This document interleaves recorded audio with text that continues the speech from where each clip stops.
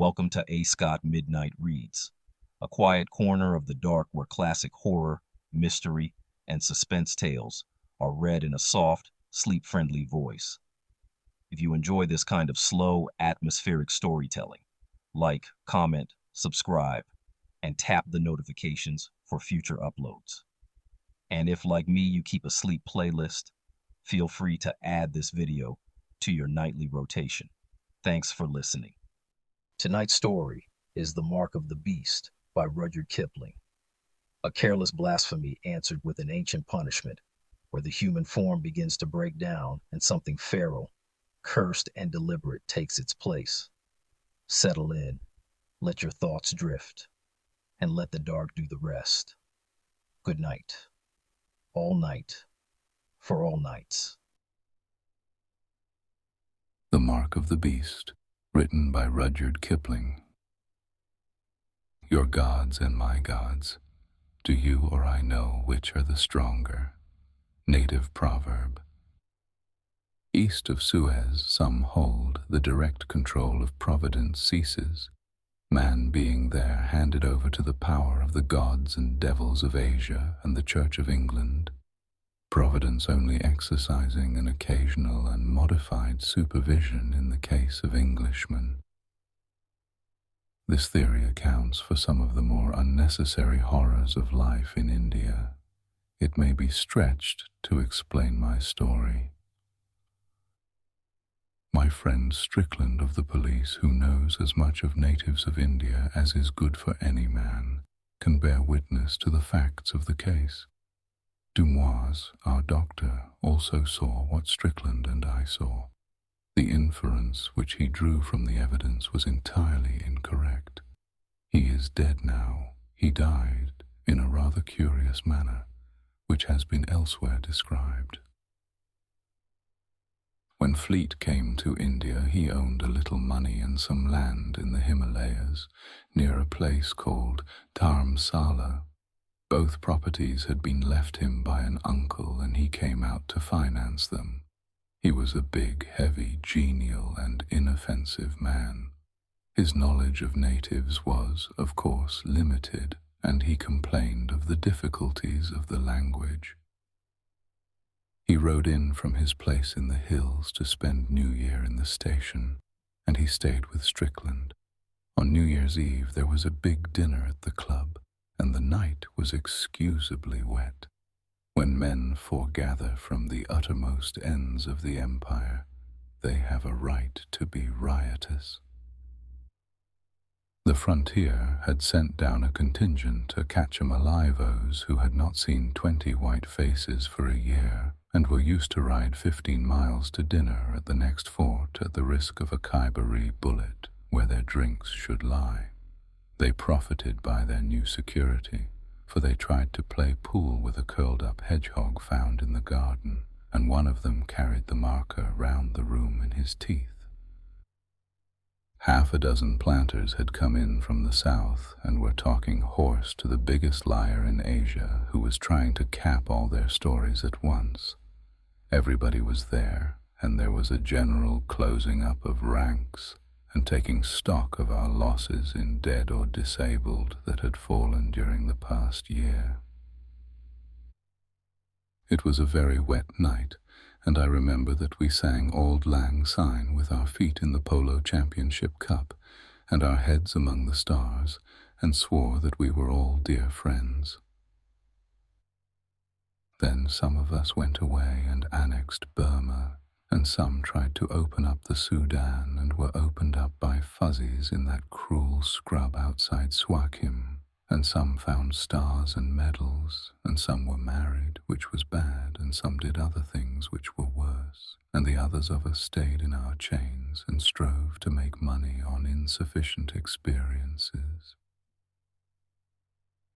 Fleet began the night with sherry and bitters, drank champagne steadily up to dessert, then raw, rasping Capri with all the strength of whiskey, took Benedictine with his coffee, 4 or 5 whiskies and sodas to improve his pool strokes, beer and bones at 2:30, winding up with old brandy.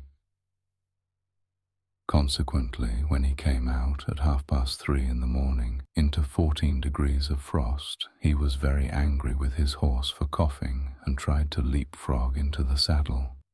The horse broke away and went to his stables, so Strickland and I formed a guard of dishonor to take Fleet home. Our road lay through the bazaar close to a little temple of Hanuman, the monkey god, who is a leading divinity worthy of respect. All gods have good points, just as have all priests. Personally, I attach much importance to Hanuman, and am kind to his people, the great grey apes of the hills. One never knows when one may want a friend. There was a light in the temple, and as we passed we could hear voices of men chanting hymns. In a native temple, the priests rise at all hours of the night to do honor to their god. Before we could stop him, Fleet dashed up the steps, patted 2 priests on the back, and was gravely grinding the ashes of his cigar butt into the forehead of the red stone image of Hanuman. Strickland tried to drag him out, but he sat down and said solemnly, "She that, mark of the Bay-Bisht, I made it. Isn't it fine?" In half a minute the temple was alive and noisy, and Strickland, who knew what came of polluting gods, said that things might occur. He, by virtue of his official position, long residence in the country, and weakness for going among the natives, was known to the priests, and he felt unhappy. Fleet sat on the ground and refused to move. He said that good old Hanuman made a very soft pillow. Then, without any warning, a silver man came out of a recess behind the image of the god.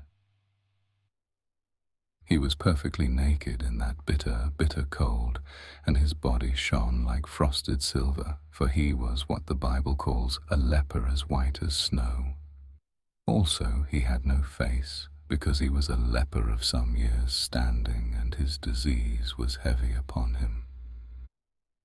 We 2 stooped to haul Fleet up, and the temple was filling and filling with folk who seemed to spring from the earth, when the silver man ran in under our arms, making a noise exactly like the mewing of an otter, caught Fleet round the body and dropped his head on Fleet's breast before we could wrench him away.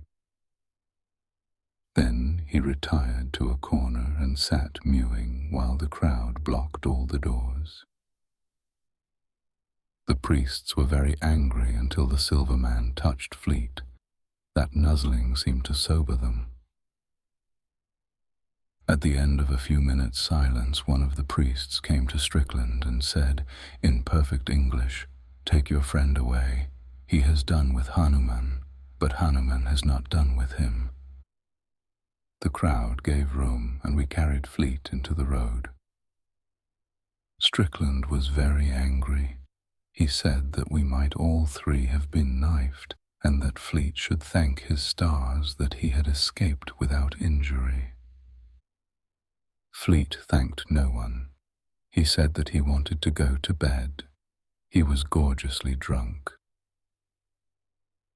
We moved on, Strickland silent and wrathful, until Fleet was taken with violent shivering fits and sweating.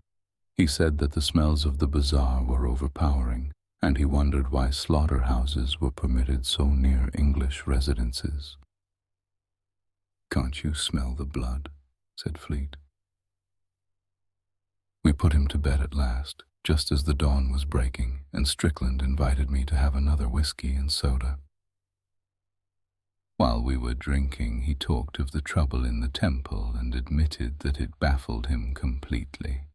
Strickland hates being mystified by natives because his business in life is to overmatch them with their own weapons.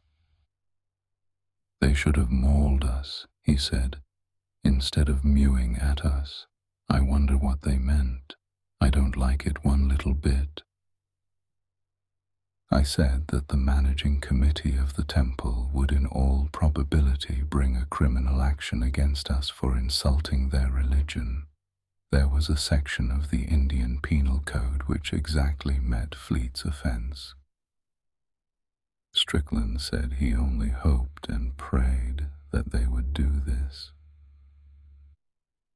Before I left, I looked into Fleet's room and saw him lying on his right side, scratching his left breast. Then I went to bed cold, depressed, and unhappy at 7 o'clock in the morning. At 1 o'clock I rode over to Strickland's house to inquire after Fleet's head. I imagined that it would be a sore one. Fleet was breakfasting and seemed unwell. His temper was gone, for he was abusing the cook for not supplying him with an underdone chop. A man who can eat raw meat after a wet night is a curiosity. I told Fleet this and he laughed. "You breed queer mosquitoes in these parts," he said. "I've been bitten to pieces, but only in one place." "Let's have a look at the bite," said Strickland. "It may have gone down since this morning." While the chops were being cooked, Fleet opened his shirt and showed us just over his left breast a mark, the perfect double of the black rosettes, the 5 or 6 irregular blotches arranged in a circle on a leopard's hide. Strickland looked and said, "It was only pink this morning. It's grown black now." Fleet ran to a glass. "By Jove," he said, "this is nasty. What is it?" We could not answer. Here the chops came in, all red and juicy, and Fleet bolted 3 in a most offensive manner. He ate on his right grinders only, and threw his head over his right shoulder as he snapped the meat. When he had finished, it struck him that he had been behaving strangely, for he said apologetically, "I don't think I ever felt so hungry in my life. I've bolted like an ostrich." After breakfast, Strickland said to me, "Don't go. Stay here, and stay for the night." Seeing that my house was not 3 miles from Strickland's, this request was absurd, but Strickland insisted and was going to say something when Fleet interrupted by declaring in a shamefaced way that he felt hungry again. Strickland sent a man to my house to fetch over my bedding and a horse, and we 3 went down to Strickland's stables to pass the hours until it was time to go out for a ride. The man who has a weakness for horses never wearies of inspecting them, and when 2 men are killing time in this way, they gather knowledge and lies the one from the other. There were 5 horses in the stables, and I shall never forget the scene as we tried to look them over. They seemed to have gone mad. They reared and screamed and nearly tore up their pickets. They sweated and shivered and lathered and were distraught with fear.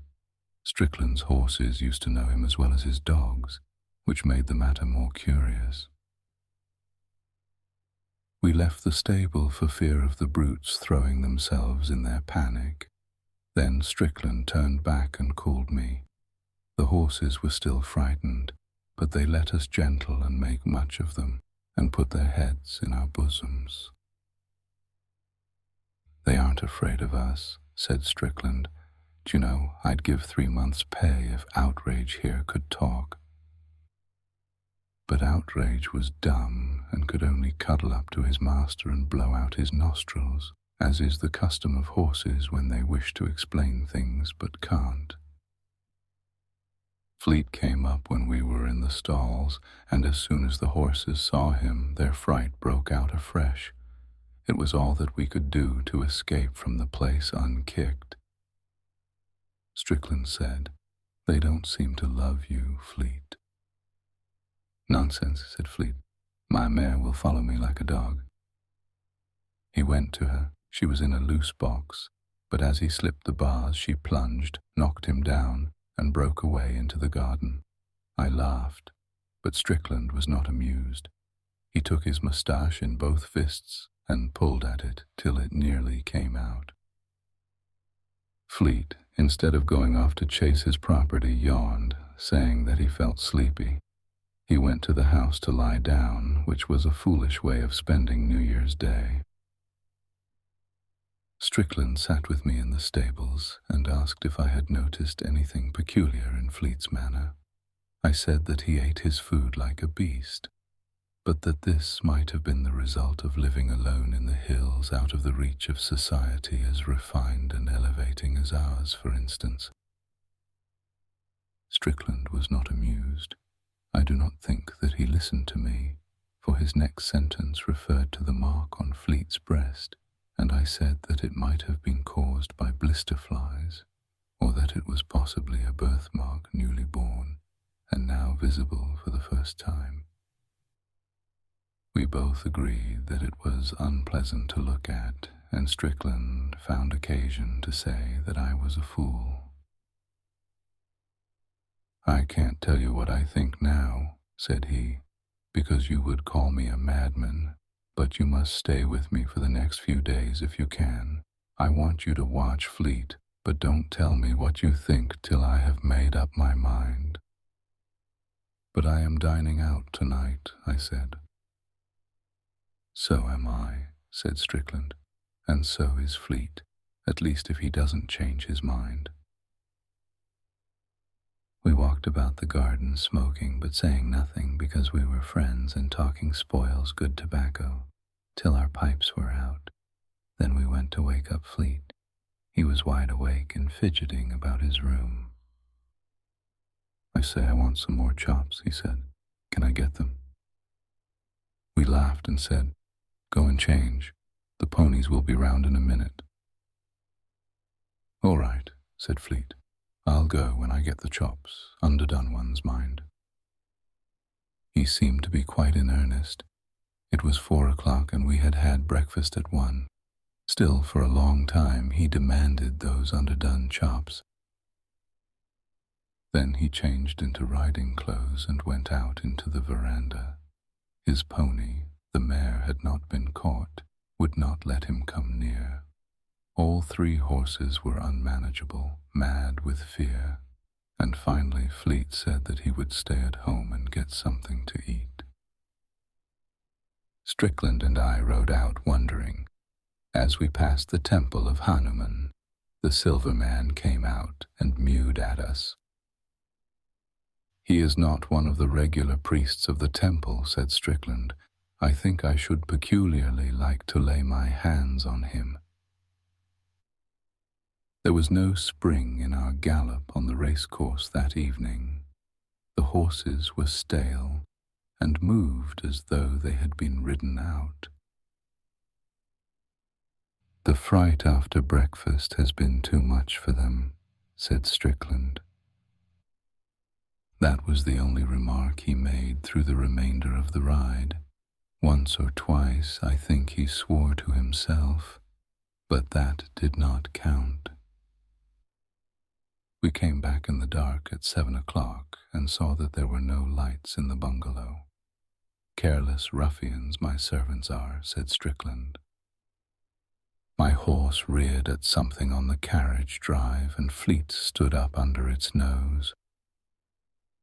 "What are you doing, grovelling about the garden?" said Strickland. But both horses bolted and nearly threw us. We dismounted by the stables and returned to Fleet, who was on his hands and knees under the orange bushes. "What the devil's wrong with you?" said Strickland. Nothing in the world," said Fleet, speaking very quickly and thickly. "I've been gardening, botanizing, you know. The smell of the earth is delightful. I think I'm going for a long walk, all night."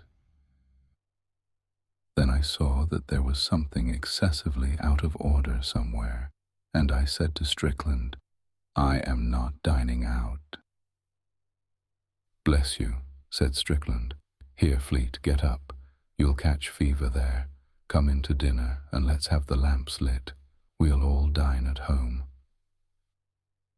Fleet stood up unwillingly and said, "No lamps, no lamps. It's much nicer here.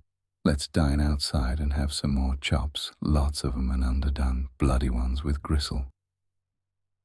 Now a December evening in northern India is bitterly cold, and Fleet's suggestion was that of a maniac.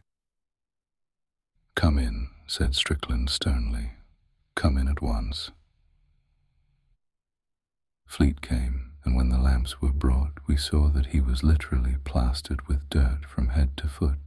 He must have been rolling in the garden. He shrank from the light and went to his room. His eyes were horrible to look at.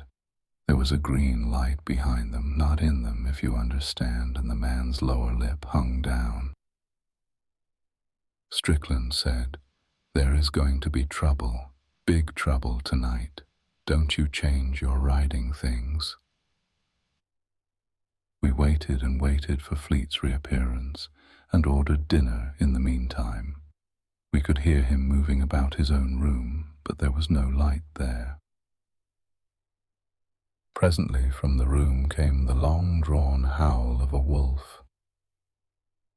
People write and talk lightly of blood running cold and hair standing up and things of that kind. Both sensations are too horrible to be trifled with. My heart stopped as though a knife had been driven through it, and Strickland turned as white as the tablecloth. The howl was repeated, and was answered by another howl far across the fields. That set the gilded roof on the horror. Strickland dashed into Fleet's room. I followed, and we saw Fleet getting out of the window. He made beast noises in the back of his throat. He could not answer us when we shouted at him. He spat. I don't quite remember what followed, but I think that Strickland must have stunned him with the long boot jack, or else I should never have been able to sit on his chest. Fleet could not speak. He could only snarl, and his snarls were those of a wolf, not of a man. The human spirit must have been giving way all day and have died out with the twilight. We were dealing with a beast that had once been Fleet. The affair was beyond any human and rational experience. I tried to say hydrophobia, but the word wouldn't come because I knew that I was lying. We bound this beast with leather thongs of the punka rope and tied its thumbs and big toes together and gagged it with a shoehorn, which makes a very efficient gag if you know how to arrange it. Then we carried it into the dining room and sent a man to Dumoise, the doctor, telling him to come over at once. After we had dispatched the messenger and were drawing breath, Strickland said, "It's no good. This isn't any doctor's work." I also knew that he spoke the truth. The beast's head was free, and it threw it about from side to side. Anyone entering the room would have believed that we were curing a wolf's pelt. That was the most loathsome accessory of all. Strickland sat with his chin in the heel of his fist, watching the beast as it wriggled on the ground, but saying nothing. The shirt had been torn open in the scuffle and showed the black rosette mark on the left breast. It stood out like a blister. In the silence of the watching, we heard something without mewing like a she-otter. We both rose to our feet, and I answer for myself, not Strickland, felt sick, actually and physically sick. We told each other, as did the men in Pinafore, that it was the cat. Dumoise arrived, and I never saw a little man so unprofessionally shocked. He said that it was a heart-rending case of hydrophobia and that nothing could be done. At least any palliative measures would only prolong the agony. The beast was foaming at the mouth. Fleet, as we told Dumoise, had been bitten by dogs once or twice. Any man who keeps half a dozen terriers must expect a nip now and again. Dumoise Dumois could offer no help. He could only certify that Fleet was dying of hydrophobia. The beast was then howling, for it had managed to spit out the shoehorn. Dumois said that he would be ready to certify to the cause of death, and that the end was certain. He was a good little man, and he offered to remain with us, but Strickland refused the kindness. He did not wish to poison Dumois's new year. He would only ask him not to give the real cause of Fleet's death to the public.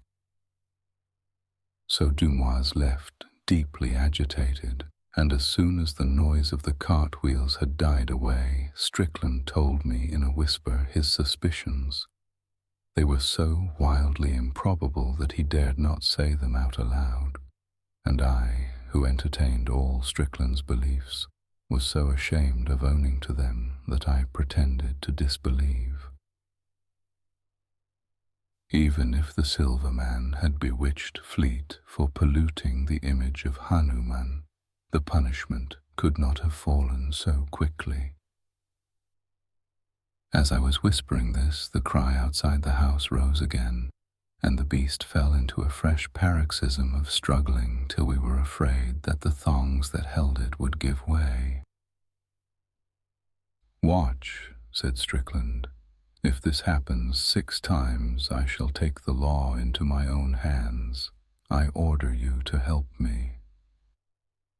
He went into his room and came out in a few minutes with the barrels of an old shotgun, a piece of fishing line, some thick cord, and his heavy wooden bedstead. I reported that the convulsions had followed the cry by 2 seconds in each case, and the beast seemed perceptibly weaker. Strickland muttered, "But he can't take away the life. He can't take away the life." I said, though I knew that I was arguing against myself, "It may be a cat. It must be a cat. If the Silver Man is responsible, why does he dare to come here?" Strickland arranged the wood on the hearth, put the gun barrels into the glow of the fire, spread the twine on the table, and broke a walking stick in 2. There was 1 yard of fishing line, gut lapped with wire, such as is used for mahseer fishing, and he tied the 2 ends together in a loop. Then he said, "How can we catch him? He must be taken alive and unhurt."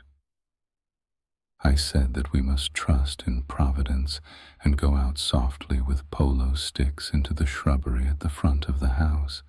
The man or animal that made the cry was evidently moving round the house as regularly as a night watchman. We could wait in the bushes till he came by and knock him over. Strickland accepted this suggestion, and we slipped out from a bathroom window into the front veranda, and then across the carriage drive into the bushes. In the moonlight we could see the leper coming round the corner of the house. He was perfectly naked, and from time to time he mewed and stopped to dance with his shadow. It was an unattractive sight, and thinking of poor Fleet, brought to such degradation by so foul a creature, I put away all my doubts and resolved to help Strickland from the heated gun barrels to the loop of twine, from the loins to the head and back again, with all tortures that might be needful.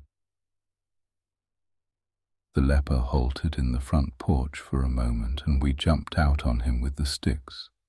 He was wonderfully strong, and we were afraid that he might escape or be fatally injured before we caught him.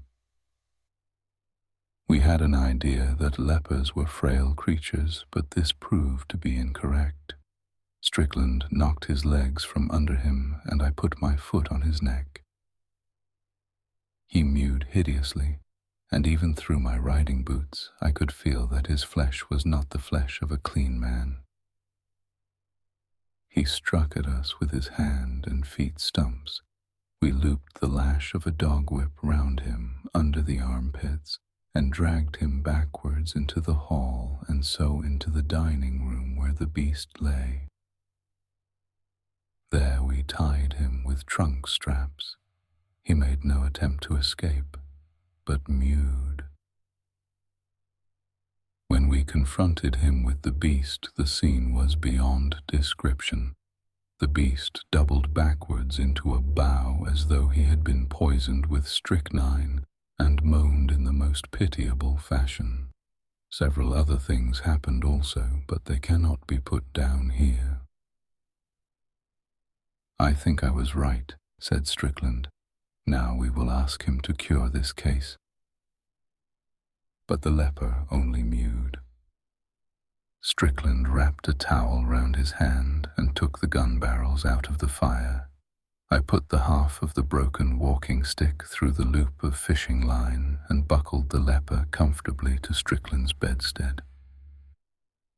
I understood then how men and women and little children can endure to see a witch burnt alive, for the beast was moaning on the floor, and though the silver man had no face, you could see horrible feelings passing through the slab that took its place, exactly as waves of heat play across red-hot iron, gun barrels, for instance. Strickland shaded his eyes with his hands for a moment, and we got to work. This part is not to be printed. The dawn was beginning to break when the leper spoke. His mewings had not been satisfactory up to that point. The beast had fainted from exhaustion, and the house was very still.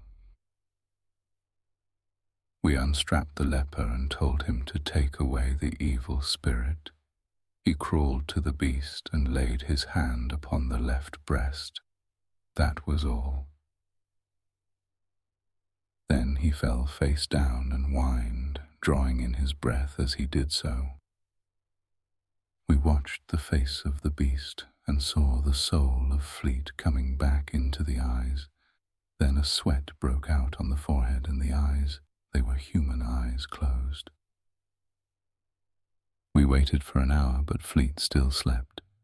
We carried him to his room and bade the leper go, giving him the bedstead and the sheet on the bedstead to cover his nakedness, the gloves and the towels with which we had touched him, and the whip that had been hooked round his body. He put the sheet about him and went out into the early morning without speaking or mewing. Strickland wiped his face and sat down. A night gong far away in the city made 7 o'clock. "Exactly 24 hours," said Strickland, "and I've done enough to ensure my dismissal from the service besides permanent quarters in a lunatic asylum. Do you believe that we are awake?" The red-hot gun barrel had fallen on the floor and was singeing the carpet. The smell was entirely real. That morning at 11, we two together went to wake up Fleet.